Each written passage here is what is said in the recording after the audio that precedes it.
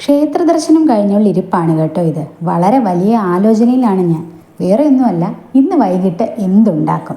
നേരെ അടുക്കളയിലേക്ക് വിട്ടു. എന്തെങ്കിലും ഒന്നും കാണാതിരിക്കില്ലല്ലോ. നേരെ ചെന്നു.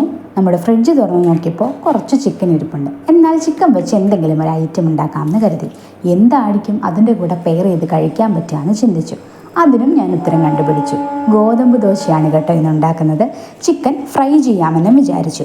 പൊടികളെല്ലാം ഇട്ട് ചിക്കൻ ഒന്ന് റെസ്റ്റ് ചെയ്യാൻ വേണ്ടി ഞാൻ മാറ്റി വെച്ചു.